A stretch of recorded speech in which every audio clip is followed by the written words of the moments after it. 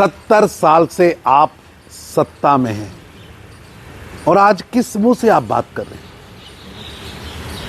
कांग्रेस की 4 पीढ़ियों ने दलित, वंचित, पिछड़े को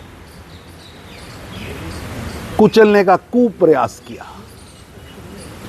मैं राहुल गांधी जी से पूछना चाहता हूं, पूज्य डॉक्टर भीमराव अंबेडकर और संविधान का अपमान आपकी 4 पीढ़ियों ने किया कि नहीं किया?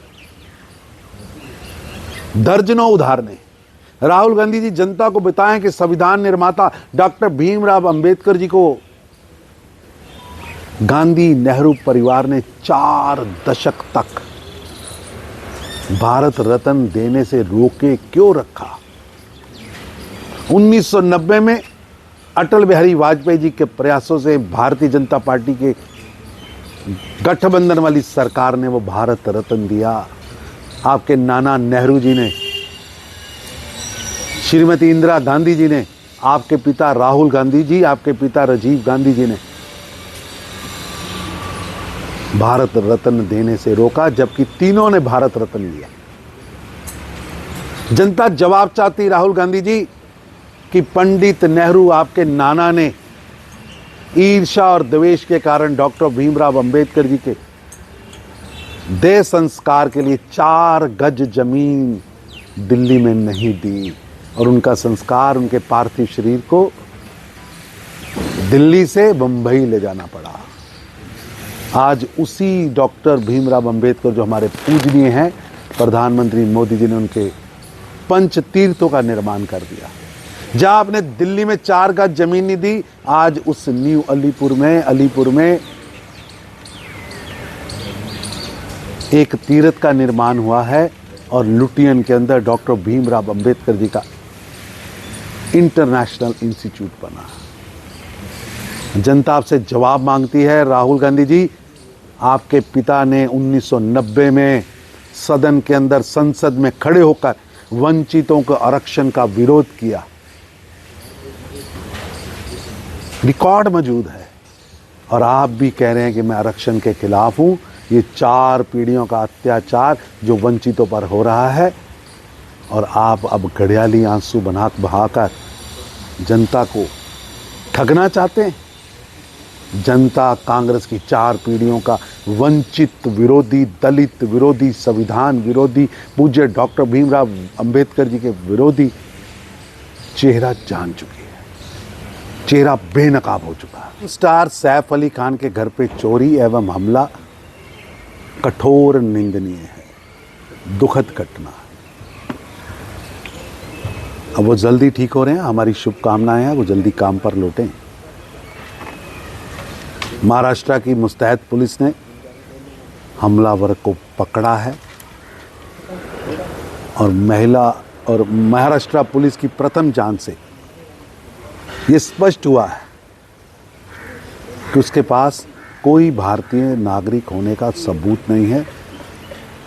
प्राइम फेसी ये लग रहा है कि वो बांग्लादेशी नागरिक है और भाजपा शुरू से ही विदेशी घुसपैठियों को, उनके खतरों से चिंता प्रकट कर चुकी है। परंतु इंडी गठबंधन की पार्टियां लगातार, चाहे वो कांग्रेस हो, आम आदमी पार्टी हो, केजरीवाल हो, उद्धव सेना हो या ममता बनर्जी हो, सभी घुसपैठियों की पैरवी कर उनके समर्थन में, उनको बड़ा बनाने, उनको संरक्षण देने को बसाने का कुप्रयास करते रहे। उनके इन प्रयासों से भारत के अंदर रहने वाले गरीब, वंचित, पिछड़ों को जो मिलने वाले अधिकार और संसाधन है वो भारतीयों को मिलने के बजाय विदेशी घुसपैठियों में बट रहे हैं। जम्मू के अंदर रोहिंग्या की समस्या से लेकर कश्मीर से कन्याकुमारी तक विदेशी घुसपैठियों को बसाने, उन्हें पालने, उन्हें बचाने, उनका समर्थन करने का कुप्रयास इंडी गठबंधन करता आ रहा है। आज आपराधिक घटनाएं इशारा कर रही हैं कि इसके लिए जो भारतीय जनता पार्टी की सोच थी वो स्पष्ट और सही है। बेहद दुखद एवं विचलित करने वाली घटना है। सत्ता के अहंकार में चूर होकर अरविंद केजरीवाल और आपदा पार्टी के लोग, जब जनता उनसे पिछले 10 साल का हिसाब मांगती है जवाब मांगती है तो आपदा पार्टी के नेता अपनी गाड़ी से जनता को कुचल रहे हैं। केजरीवाल की गाड़ी से कुचले गए 3 युवक अस्पताल में भर्ती हैं, व्हील चेयर पर हैं।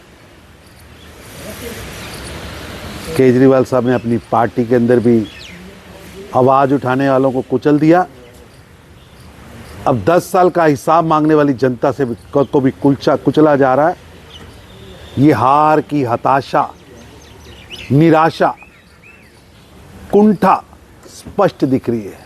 केजरीवाल साहब 10 साल का हिसाब दो, जनता के सवालों का जवाब दो, काम का रिपोर्ट कार्ड दो, ना कि सत्ता के मद में जनता को अपने गाड़ियों के टायरों के नीचे कुचल दो। ये दुर्भाग्यपूर्ण है। प्रधानमंत्री जी ने आज मन की बात में जहां कुंभ का जिक्र किया है, बदले हुए मौसम का जिक्र किया है, 26 जनवरी का जिक्र किया है, आने वाले सभी उत्सव का जिक्र किया है, पर्यावरण का जिक्र किया है, प्रधानमंत्री जी की ये मन की बात